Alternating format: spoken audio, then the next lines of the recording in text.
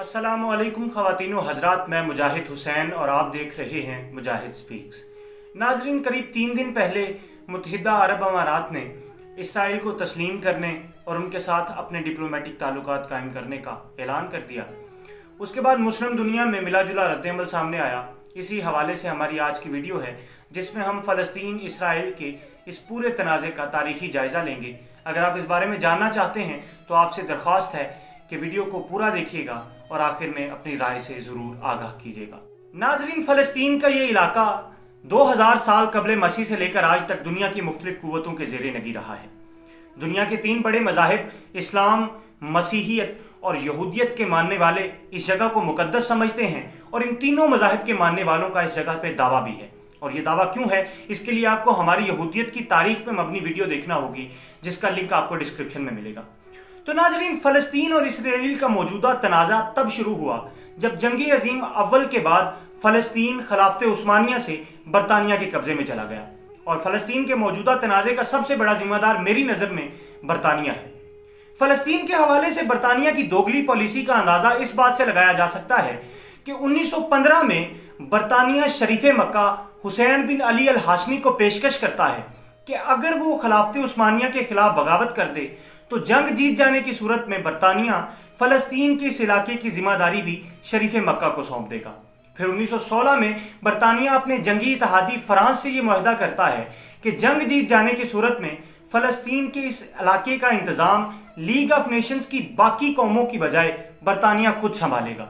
और फिर 1917 में यहूदियों की माली इमदाद के बदले में बरतानिया बेलफोर डिक्लेरेशन पेश करता है, जिसके मुताबिक लॉर्ड रुथशाइल्ड को एक खत लिखा जाता है जिसमें ये यकीन दहानी कराई जाती है कि फ़लस्तीन पे बरतानिया के कब्जे के बाद यहूदियों को फ़लस्तीन में आबादकारी की इजाज़त दी जाएगी और उसके बाद उनके लिए एक अलग मुल्क भी बना के दिया जाएगा। नाजरीन, ऐसा ही हुआ। जंग अज़ीम अव्वल जीत जाने के बाद फ़लस्तीन का ये इलाका खिलाफत उस्मानिया से बरतानिया के कब्जे में चला गया और बरतानिया ने यहूदियों को फ़लस्तीन में आबादकारी की इजाज़त दे दी और पूरी दुनिया में बिखरे हुए यहूदी फ़लस्तीन में आकर आबाद होना शुरू हो गए। यहाँ तक कि 1929 से लेकर 1939 तक के 10 सालों में फ़लस्तीन की कुल आबादी के 3% यहूदी बढ़कर 30% हो गए। माली तौर पे मजबूत और मुस्तहकम यहूदियों ने मुकामी फ़लस्तीनियों से ज़मीनें खरीदना शुरू कर दी और न सिर्फ अपनी बाकायदा आबादियाँ कायम की, बल्कि यहूदियों के नुमाइंदा मुसल्लह गिरोह या मिलिशिया भी कायम कर लिए गए।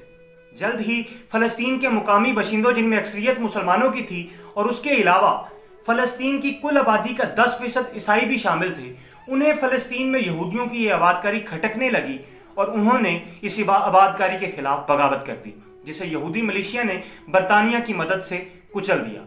और इस बगावत के नतीजे में बरतानिया ने अहकामात जारी करते हुए फ़लस्तीन में यहूदियों की आबादकारी को महदूद कर दिया और उनसे वादा किया कि अगले 10 साल के अंदर अंदर बरतानिया उन्हें एक अलग इसराइली रियासत कायम करके देगा, जो किसी भी गैर जानिबदार तारीखदान की नज़र में फ़लस्तीन के मुकामी बशिंदों के साथ बहुत बड़ी ज्यादती थी। और ये ऐसा ही था कि जैसे एक मुल्क बनाने की बजाय एक मुल्क ईजाद किया जाए, कि आप बाहर से लोगों को ला के एक मुल्क में आबाद करें और एक रियासत के अंदर एक रियासत कायम करें कि कुछ साल पहले तक जिस रियासत का वजूद ही नहीं था। दूसरी जंग अज़ीम के बाद बरतानिया बिलाशुबा बहुत कमज़ोर हो चुका था और वो अपनी फ़लस्तीन और इंडिया जैसी कॉलोनीज़ को बोझ समझते हुए उनसे पीछा छुड़वाना चाहता था। यही वजह थी कि 1947 में फ़लस्तीन की तकसीम का मामला अक़वाम मुत्तहिदा में ले जाया गया और उसी साल 1947 में अक़वाम मुत्तहिदा ने पैलेस्टीनियन पार्टीशन की अपनी रेजोल्यूशन पेश की और ये रेजोल्यूशन भी दर्द की एक अलग दास्तान की सूरत में थी। अक़वाम मुत्तहिदा की इस करारदाद के मुताबिक फ़लस्तीन के कुल रकबे का करीब 60% 34% यहूदियों के हिस्से में आया और बाकी का 40% करीब 65 से 66% मुकामी बाशिंदों के हिस्से में आया। इस करारदाद को इसराइल ने कबूल कर लिया, लेकिन बाकी अरब ममालिक ने इस करारदाद को मानने से इनकार कर दिया। और ऐन उस दिन जब इसराइली अपना यौम आज़ादी मना रहे थे 1948 में, तमाम अरब ममालिक, जिनमें इराक, सीरिया, इजिप्ट, जॉर्डन और लबनान शामिल थे, उन्होंने इसराइल पे हमला करते हुए 1948 की अरब इसराइल जंग का आगाज कर दिया। ये जंग इसराइल जीता और इस जंग के नताइज जानकर आपको गुस्सा भी आएगा और ताज्जुब भी होगा। यूनाइटेड नेशंस की जानिब से डिक्लेयर्ड करदा फ़लस्तीनी इलाके का 50% इसराइल के कब्जे में चला गया। गजा की साहिली पट्टी या गजा स्ट्रिप इजिप्ट के कब्जे में चली गई और जो वेस्ट बैंक या मगरबी किनारा था वो जॉर्डन के कब्जे में चला गया। यानी जिस कौम के कौज के नाम पे, जिस फलस्तीनी कौम के लिए इस जंग का आगाज हुआ, वो करीब करीब नक्शे से गायब ही हो गई। अदादो शुमार के मुताबिक इस जंग के बाद करीब 7 लाख फलस्तीनियों को अपने घर छोड़कर गजा की जानिब हिजरत करना पड़ी। फिर 6 जून 1967 को अरब इसराइल 6 डे वॉर का आगाज होता है, जिसमें इसराइल ना सिर्फ इजिप्ट से गजा स्ट्रिप और जॉर्डन से वेस्ट बैंक छीन लेता है, बल्कि इजिप्ट से सिनाई पेनिनसुला का इलाका और सीरिया से गुलान का पहाड़ी सिलसिला भी छीन लेता है। गुलान के पहाड़ी सिलसिले के बारे में यह भी कहा जाता है कि ये इसराइल ने छीना नहीं, बल्कि सीरिया ने इसराइल के साथ बैकडोर डिप्लोमेसी करते हुए उन्हें खुद ये पहाड़ी सिलसिला इसराइल के हवाले किया और इसी पहाड़ी रास्ते को इस्तेमाल करते हुए बाद में इसराइल ने इजिप्ट को शिकस्त दी। फिर 1973 में एक और छोटी सी जंग हुई और उसके बाद 1978 में मिस्र के सदर अनवर सादात और उस वक्त के इसराइली पीएम के माबैन कैंप डेविड अकॉर्ड तय पाया, जिसके मुताबिक इसराइल सिनाई पेनिनसुला और बाकी छोटे छोटे मकबूजा इलाके मिस्र को वापस कर देगा और उसके बदले में मिस्र इसराइल को तस्लीम करेगा और उसके साथ अपने डिप्लोमेटिक ताल्लुकात कायम करेगा। इस मुआहदे के बाद अनवर सादात को तो कत्ल कर दिया गया मिस्र में, इसी जुर्म की बिना पे कि उसने इसराइल को तस्लीम किया। लेकिन हैरत की बात यह है कि जिन मुल्कों ने अरब इसराइल जंगों का आगाज करके फलस्तीनियों पे 30 साल जुल्म करवाए, अब वो खुशी खुशी अपने इलाके वापस लेके अपने घरों को जा रहे हैं, अपनी नजरियाती पसमानदगी का मुजाहरा कर रहे हैं और पिस कौन रहा है? फलस्तीनी कौम। 1978 के कैंप डेविड अकॉर्ड के बाद जो अरब इसराइल तनाज़ात थे वो आहिस्ता आहिस्ता मध्यम होना शुरू हो गए और फिर आगाज हुआ मौजूदा जदीद फलस्तीनी इसराइली तनाज़े का।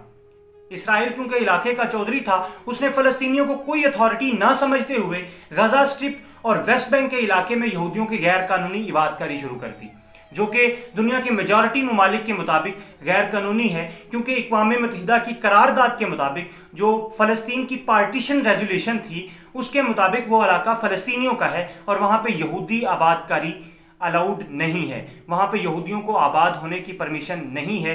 लेकिन इसराइल आज भी उस जगह पे आबादकारी कर रहा है। इसी गैर कानूनी आबादकारी के खिलाफ 1967 में वजूद में आने वाली PLO यानी पैलेस्टीनियन लिबरेशन ऑर्गेनाइजेशन उठी और उन्होंने पहले इंतिफादा, जिसे इंतफाजा भी कहते हैं, यानी इसराइलियों को फ़लस्तीनी इलाकों से निकालने की जिद्दोजहद का आगाज़ किया।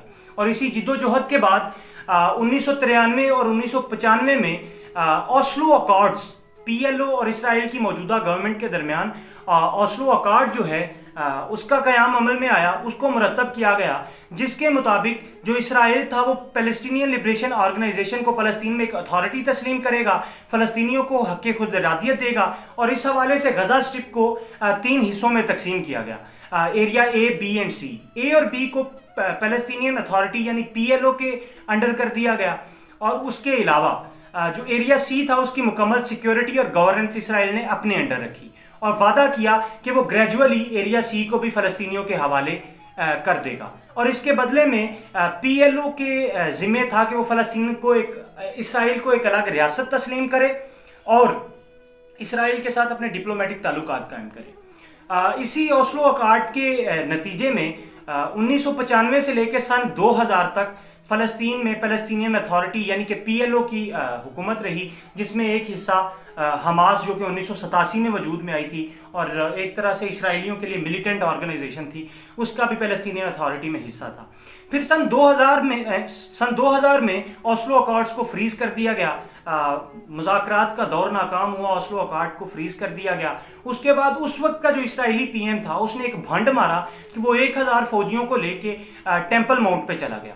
टेम्पल माउंट बिलाशुबा मुसलमानों के लिए मुकद्दस मुकाम था, जिसने मुसलमानों में इश्तिआल को बढ़ाया और इंतिफादा 2 का आगाज़ हुआ, जिसमें कहा जाता है कि करीब 3200 के करीब फ़लस्तीनी शहीद हुए और 1000 के करीब इसराइली मारे गए और बाद में उसी इसराइली PM ने अपनी इस हरकत से माफ़ी भी मांगी। फिर 2005 में PLO के सरबराह यासर अरफात साहब की वफ़ात हो गई और 2006 में जो पैलेस्टीनियन अथॉरिटी थी जिसका हिस्सा PLO यानी पैलेस्टीनियन लिबरेशन ऑर्गेनाइजेशन और हमास थे, ये टूट गई। यानी हमास और पैलेस्टीनियन लिबरेशन ऑर्गेनाइजेशन ये अलग अलग हो गए और 2007 के इलेक्शन में हमास इंतखाबात जीत गई।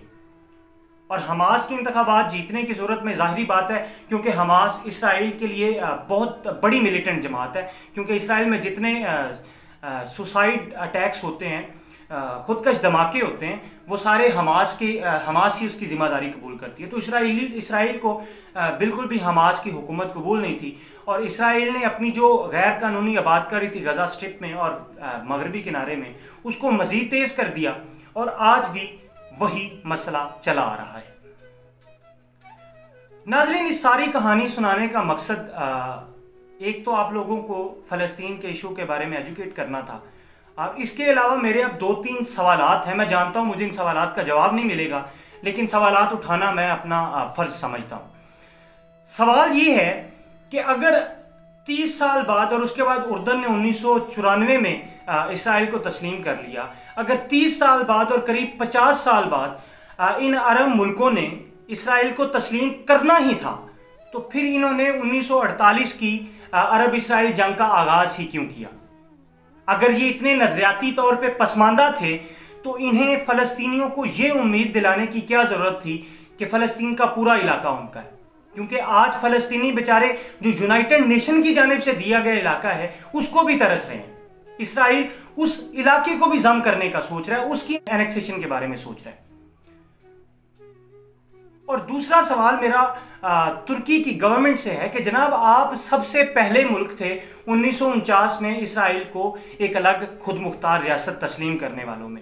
मान लिया कि उस वक्त का इसराइल बहुत ज़्यादा सेक्युलर था, उसे इस्लामी मजहबी जज्बात से उसका कोई ताल्लुक नहीं था, लेकिन आज का इसराइल तो बहुत ज़्यादा कट्टर मजहबी है। अगर तैयब अर्दगान साहब यूनाइटेड अरब एमिरेट्स को ये धमकी देते हैं कि क्योंकि उन्होंने इसराइल को तस्लीम किया है तो हम अमारात से ताल्लुक तोड़ देंगे, तो अर्दगान साहब से ये गुजारिश है कि आप अमारात से ताल्लुक बाद में तोड़िएगा, पहले आप अपना ताल्लुक इसराइल से तोड़ें। आप अपना सफारत खाना इसराइल से वापस बुलाएं, फिर आप अमारात से भी अपना ताल्लुक तोड़िए। तो खुदारा इंसानी मामलात पे, जहाँ पे मुसलमानों पे इतना जुल्म हो रहा है, तमाम इस्लामी ममालिक सियासत करने पे तुले हैं अपने ज़ाती मफाद की खातिर। खुदारा फ़लस्तीनियों के बारे में सोचें और अपने ज़ाती मफाद को थोड़े अरसे के लिए भूल जाएं, फिर शायद कश्मीर और फ़लस्तीन का वाकई में कुछ बन जाए। आपका बहुत शुक्रिया। अल्लाह।